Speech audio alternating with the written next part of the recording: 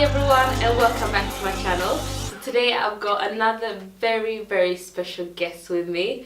She is revolutionary within the fashion industry and you're going to get to hear a lot more about that today. But her name is Charlotte in Swedish. So welcome Charlotte, and please tell us a bit about who you are, where you're from and what you're doing. My name is Charlotte Grip and I am born and raised in Uppsala.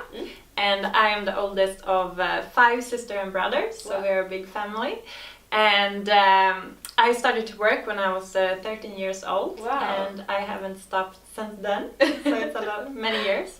And I hold a bachelor in business economics and a master in strategic marketing from Uppsala University. But I also lived and studied in Sydney, Copenhagen and New York. And I international. Yeah, so international. And I also lived in Stockholm many times. So, but now I'm back in Uppsala since I started my own business. Yeah. So now I founded a company, Coatally. So Coatally is only one coat where you change the color, the details and the sleeves. So instead of having 10 different coats, you have one. So you have one coat for every occasion and season. Yeah. So yeah, that's me. That's you. Yeah. And that's a lot to say the least. But I'm just really interested because when we first met, I remember you were so passionate about your coat, and like I could really tell that this is something you're really passionate about, something that you really wanted to do. Yeah. So I want to know, like, where did the idea come from and what made you start this business? Well, I always knew I was going to run my own business, like from childhood. Yeah. So I studied for my own self-esteem and knowledge and not to like work for another company. I always knew that when I'm done, I'll start my own company. Yeah. But so the idea, I love to shop, as many do. Yeah. And we express ourselves through clothes, so we will never stop shopping. And that's a big problem because we want to be sustainable, but at the same time we have this, we want to express ourselves through clothes and accessories. So Coatally is made because when I was moving to New York, I was going to do an internship. And I knew I was going to be there during the summer, the autumn and the winter, and just 6 months. So in front of me I had like 10 different coats because of the different occasions and seasons. And therefore I realized 3 things. The first one was that I was shopping a lot. Yeah. When you have 12 coats, yes. Second, they couldn't fit my bag. I mean, I couldn't fit my other clothes. And the third thing is that it should be a smarter way because my coat was very like similar to each other. It was like one had a hood, another one had like fur details, and the third one had like more classic details. So that's just before I moved to New York, I came up with the idea. And then I moved to New York, and of course not with all my coats. I was buying new coats in New York. But in New York I also saw that a lot of people had like inner jackets under because it was so cold during the winter. And then I thought, well, that's really smart in Scandinavia because it's super cold here during winter. So that's so it's been like a process, like the idea came there, but then it took 1 more year until I started the company and got funded from or took a loan. That's so cool. But like during this 1 year, so you saw a need based on like your own need, which is obviously really valid if you have to have 10 coats for a 6-month period. Like we don't have that privilege of living in a country where it's summer all year round, so it's really valid. But like what were you doing during this 1 year where you had to like maybe figure out what you were doing, or like if someone else would be interested in the same type of coat? Well, for me, I always tell like everyone what I'm going to do before I do it. So then I get No, but everyone I meet is like, so all the people in New York, they ask me, so what are you going to do when you come home? And I told everyone, I will start a company. It's one coat where you change the sleeves, the color and the add-ons. So that was like 2013. So when I came back I was moving to Copenhagen. So I knew I was running this fashion company. So then I wanted to know what other fashion companies, how they did it. So I was interviewing Swedish fashion companies, how they expanded to US. And so then I get like a lot of research experience and meeting a lot of people and all the strategic like the way of thinking, the strategic management kind of. Yes. So and after that I was working as a consultant, helping another company with sales. And when I get a loan from Almi and a private loan, I started full time. Wow, that's so cool. So that was like 2015. Yeah, that's a quick process as well. Do you think it's quick? I think it's very slow. You think? Yeah. I think it's from idea to like to reality. Yeah. But at the same time, it's a new product. Yes. I don't know. Maybe I don't know what you guys think, but it's you're completely changing like the fashion industry, like that's the in goal. A way. So I think that's where it's, in my eyes, kind of quick. But then again, like as you said, from start to finish, it maybe takes time, but you're also doing a huge change. And on the sustainability perspective as well, you're really making a huge difference. Thank you. You've started your business a year after you initially got the idea, and you obviously had all this research and like you had the contacts and all those things. But I'm just thinking like, now you've been running it for how many years? 2-3 years, is it? Oh no, we launched it in August. Yes. So it's this August it will be 1 year. Yeah, 1 year. With sales. Okay. But it was like 2 years with preparation. Okay, yeah. Yes. I'm just thinking like, what has been the hardest thing, like the greatest struggle during this process of however many years you would count? Yeah, so when I got the loan, I had a list of 20 different factories in Estonia, because Estonia is very close to Sweden. And I was contacting them, and I booked a meeting with 9 of them.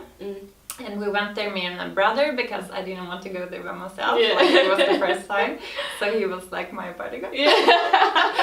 And so we had like 9 meetings, and of them we picked 3 to make a sample, a prototype. And one of them was really good. Like it was a good price, it was a good work. And so we ended up with this factory, but then they told me when we were supposed to start 1 month later, Charlotte, where are all the materials? And I said, the materials? Don't you have the materials? Like, for this coat, it's like, the buttons, the interlining, this material, and I didn't have any experience in production. So it took me 1 more year to find all these different materials, but special, like the zipper, and I had a special material. I really wanted it to be like a good for wind and water, but still very exclusive. So I had to learn everything about materials, and I went to different garment fairs and material fairs and everything. But so after 1 year, I was super happy. Like, I had all this material, nothing could stop me. And then they told me they had gone on with another company that was giving them a lot of, like, thousands of orders. So then I went back to another factory in Narva. It's close to the Russian border. So every time I come there, it's like, welcome to Russia. So, and I was supposed to be there for 3 days. And I ended up being there for 3 weeks. So my boyfriend, my ex-boyfriend, my previous boyfriend, he had to pack like all my things in a DHL box, like 3 kilos, to make it very like cheap,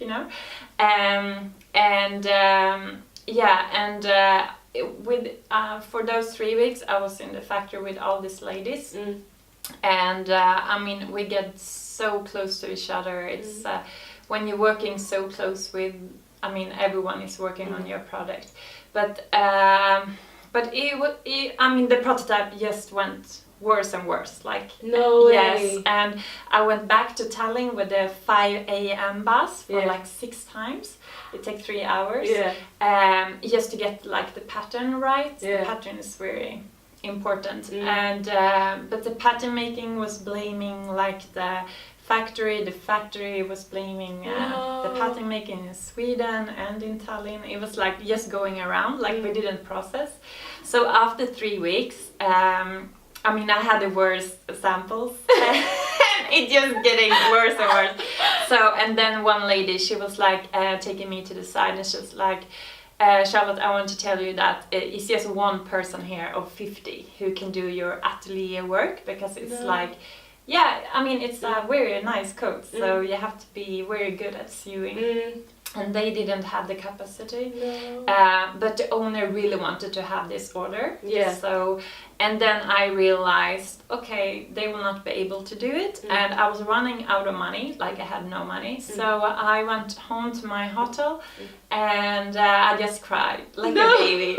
And my previous boyfriend, he was like, I called him, and he was like, well, call Almi. And I was like, no, I can't call them again, because I have a big lung there.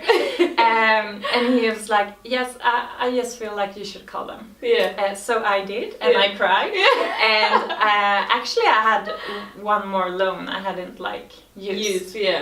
So it's like saved me this time. But then I went back to Sweden, to Stockholm, and I went to my tailor here, and I showed him this prototype, and he was like, oh my god, Charlotte, it looks like a bag. No, what is it? Like a balloon. Really? Yeah, because it looks like this. Because had no shape. No, it was just like so bad. Like because I want every lady to fit in it, and I have big hips, so I wanted to make it a little bit like bigger.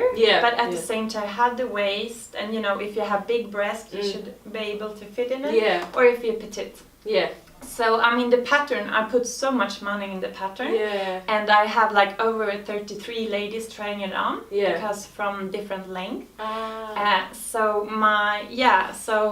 But then he made like the perfect pattern, and then I get a recommendation from another factory, so I went back to Tallinn, and I got like the perfect factory. And everything is sold. For this time. Journey. And then I have another story too. It will be too long. We'll take that another time. But it was for the details, you know, the add-on details. The ones that you change out. And we have like buttons here. So when I got like 500 add-on details in November, and every button was on the wrong side, so they couldn't attach. So when I received the box, I was just, you know, at home, I just cried. What do you do with that? I booked like 2 hours later. My colleague, he was driving me to the boat. I take the boat. 7 hours, 17 hours. And I took the boat back to Riga. So I'm doing the details in Riga in Latvia. And we redid all the details for like 1 week. Things can go wrong. Like production is very challenging. I can imagine. For me. But I think it's the same, because you can't you can't be there physically for that long to tell them exactly how to do it. Not all the time, but I go there every month.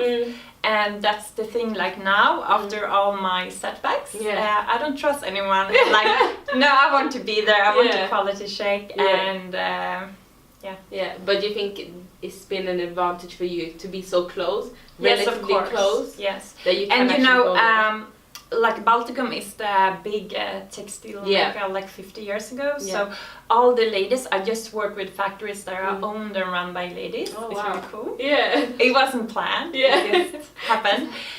But they are so like experienced, but they don't speak English. So their children are translating. So it's no problem when I go there with translation because we can understand each other. We don't need to speak English. We can use ways of body language. But on the phone and email you need to speak English. So yes, of course, it's always better to go and meet person like face to face and build that relationship. Yeah, because when I know the names like Tatjana, Svetlana, they like more put in more love in the work. I hope. But it looks good now. But I'm just thinking like throughout this whole journey where it sounds like it's been so tough and like your money ran out. I would cry too and I would be like, I'm not doing this anymore.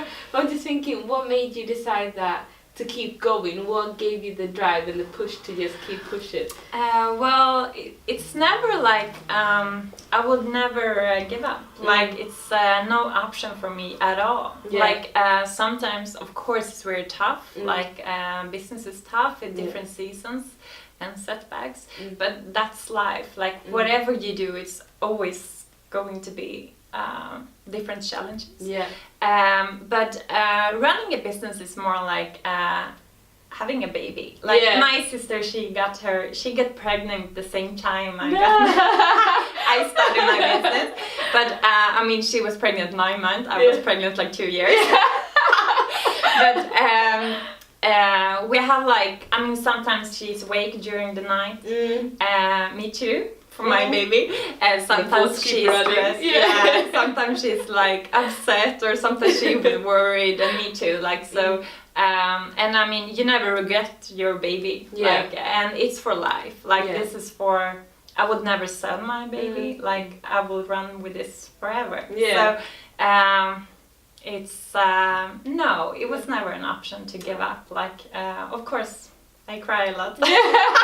And it feels like that's kind of natural. Maybe not the crying, but like I think a lot of people go through so much by just starting a business and they go through the whole process. But you learn a lot as well. Yeah, and especially like personal development. And, oh my god, I learned so much about myself during this year. So what was the one thing that kind of surprised you about yourself?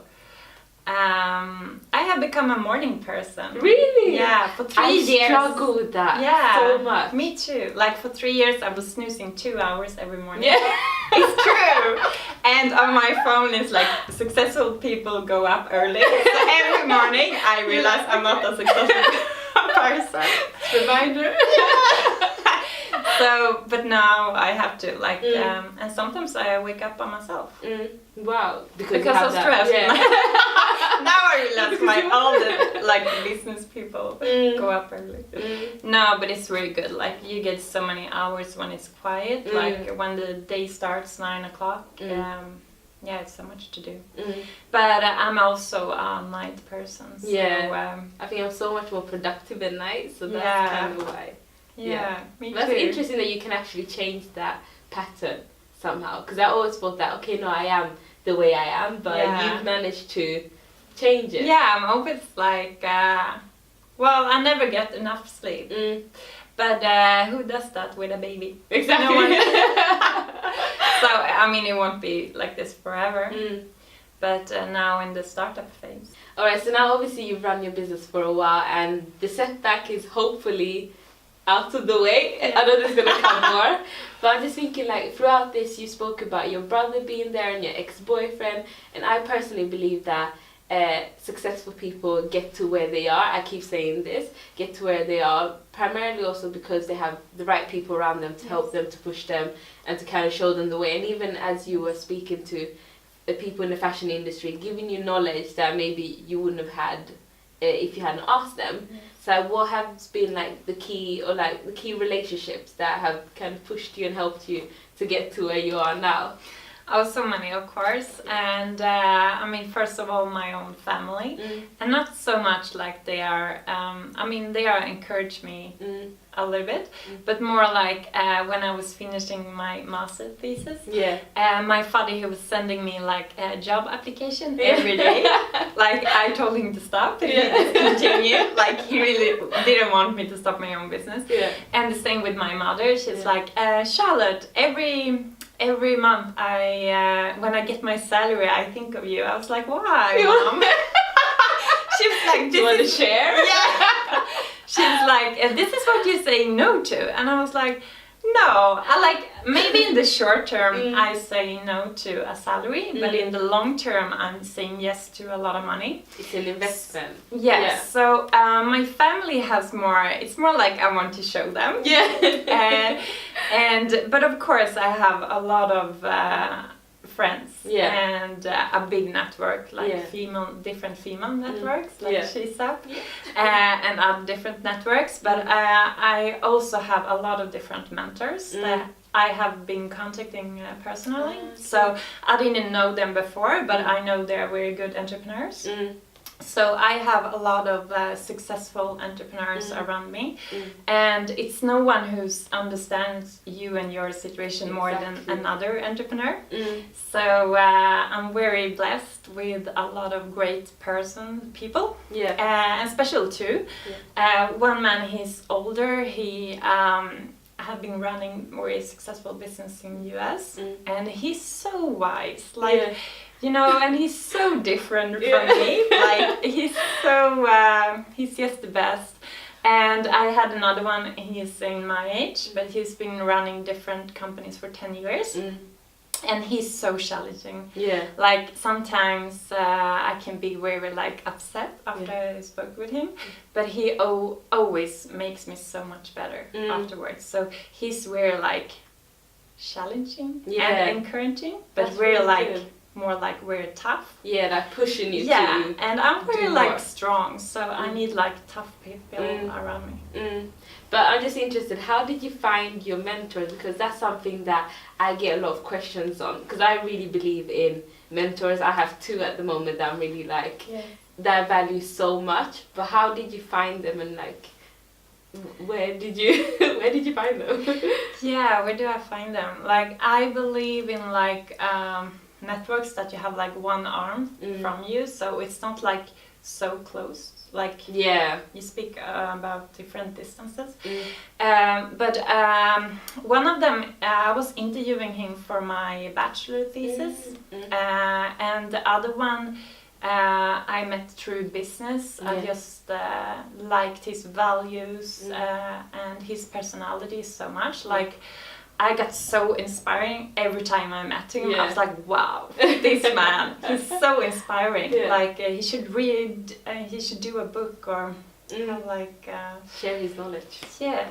So no, and people wants to help you, and special entrepreneurs, like so many people wants to help you, especially if you follow your dreams. Like there's no, I mean, it's so encouraging to see other people follow their dreams, and so just ask for help and you will receive help. Alright, and another thing is obviously, you know, this whole thing about balance in life.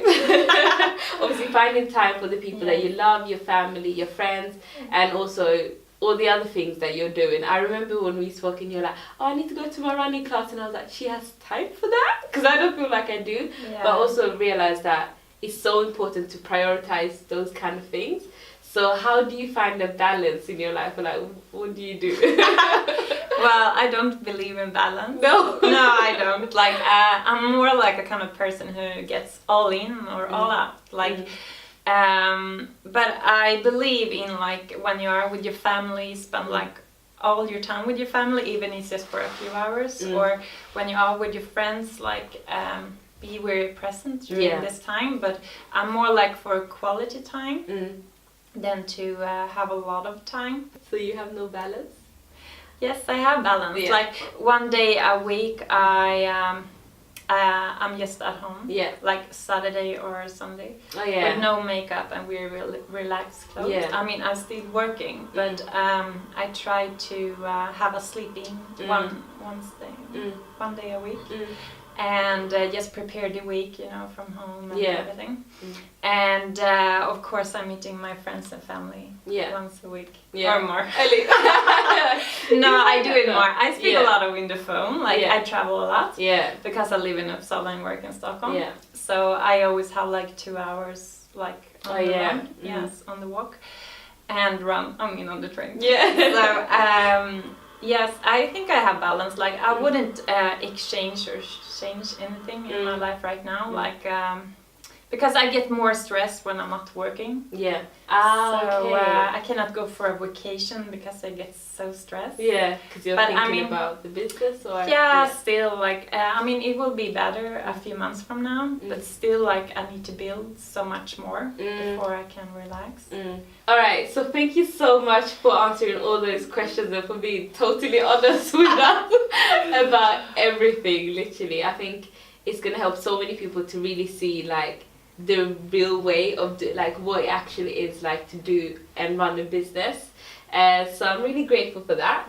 But I think we're going to go into our 5 quick questions. They're a bit more fun. So are you ready? Yes. Yeah.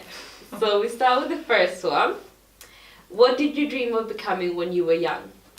Actually, it was a fashion designer from I was like 13.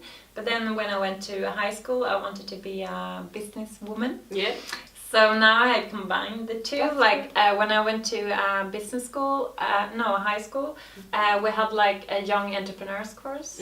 Did you have it? Yeah, we did actually. Yes. Yeah. And that was like. I wasn't. Oh no! But now you are. No. But actually, that was like the best year in my life. So I always knew I wanted to come back to that, but I wanted to have my education first, and I wanted to live in different countries. So yeah, I'm living my dream. Perfect. I love it.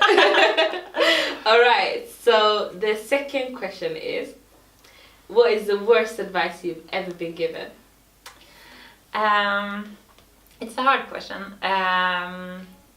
I cannot think of any worst advice because in the end of the day it's my decision to follow or not follow, and it's 100% my responsibility. And I think everything happens for a reason. Like so all the setbacks or whatever happened, just put another direction, and in the end it will be the right direction. Yeah. So it might just take a little bit longer. Yeah. Okay, that's interesting.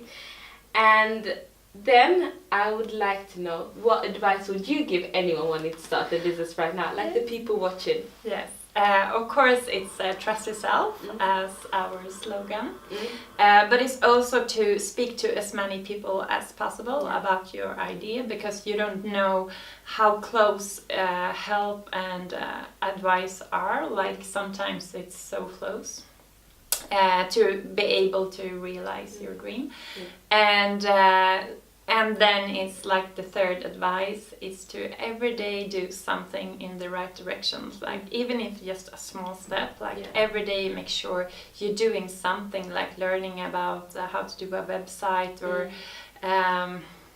or production, or find a factory, or drawing a design, or whatever you want to do. Like just take one small step every day. That's really, really good advice. And then obviously, if we can dream big, because we're all dreamers here, if you had absolutely no limits in the world, where would your business be and what would your life look like? Today or for 5 years? In whatever you want. Dream big.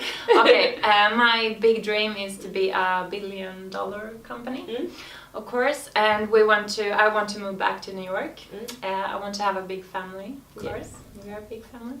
But I want to change the fashion industry from within. Like I want everyone to, like Coatally will be known for like everyone, that you just have one product, even if it's a cardigan or a coat, and then you change the details. So we will buy less, we will choose well, but we will waste less. Yeah. And in the end, it's like the best sustainable way to make clothes and change. Yeah, perfect. And then, what is your number one life hack? Yes, it's like you pronounce it. I can juggle. You can juggle. Juggle. Yeah. And I can actually ride one wheel. Oh yeah, the unicycle. Yeah. Yeah. That's so cool. All right. Thank you so much for coming. And for really, as I said before, like sharing your information and just all your knowledge basically. One last thing, if people want to get hold of you or to find you, where can they find you on the internet? Yeah, of course. We have Instagram, Coatally, and we have Facebook and email. So it's charlotte@coatally.com. Yeah, perfect. So make sure to check her out if you're interested, and if you're into fashion and sustainability or want to start your own business, I'm guessing they can probably contact you as well. Yeah, of course. Yeah, perfect. So thank you so much for coming, and I look so forward to following your business and seeing it being the next Forbes 100 company. Wow. Yeah. In a few years' time. Yeah, that'll be perfect. Thank you. Thank you. All right. Bye. Bye.